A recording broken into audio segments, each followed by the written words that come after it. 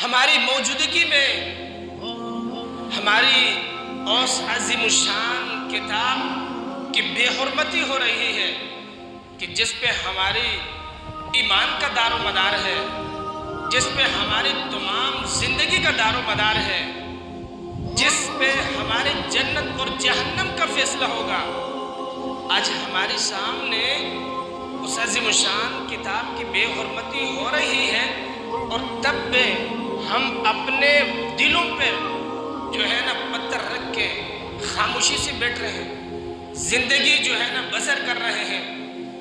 افسوس ہماری اس حالت پر کہ ہم کبھی اس بات کے لیے کبھی ہم نے کوئی ایسا صدا نہیں لگایا، کبھی ہم نے اسلام کی لیے اپنی جان قربان نہیں کی۔ اگر ہم نے اپنی جان قربان کی ہے تو صرف اور صرف ایک سیاست کی شکل میں کی ہے۔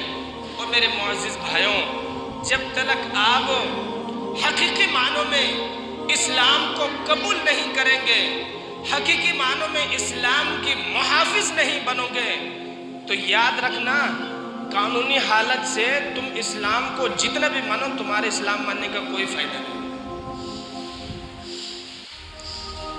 اگر تم قانونی طور پر مسلمان ہو، اپنے آپ کو مسلمان کہلاتے ہو، مسلمانوں کی بستی میں رہنے والے ہو، ان کی بستی میں تم زندگی جو ہے نا گزار رہے ہو، مگر یاد رکھنا تمہارا یہ قانونی مسلمان بننا یہ تمہیں کبھی بھی اللہ رب العالمین کے پکڑ سے تمہیں بچا نہیں سکے گا، جب تک تم حقیقی ایمان والے حقیقی مسلمان نہ بن جاؤ۔ حقیقی مسلمان وہ ہوتا ہے کہ جب اس کے سامنے اللہ رب العالمین کی یا اللہ کی کتاب کی، نبی علیہ الصلوۃ والسلام کی ذات پہ اگر کوئی ڈاکہ ڈالتا ہے وہ فوراً اڑ جاتا ہے۔ مثال ہمارے سامنے موجود ہے۔ ایک دن یہودی، ایک خناس یہودی اپنے عبادت گاہ میں اللہ رب العالمین کی توہین کر رہا تھا۔ حضرت ابو بکر صدیق رضی اللہ عنہ نے دیکھا کہ وہ خناس اللہ رب العالمین کی توہین کر رہا ہے، مسلمانوں کے ساتھ مذاق اڑا رہا ہے۔ ابو بکر صدیق فوراً اس محفل میں داخل ہوتے ہیں، اس یہودی کو اسی جگہ پہ تھپڑ مارتے ہیں اور اسے اچھی طرح مار کے وہاں سے نکل جاتے ہیں۔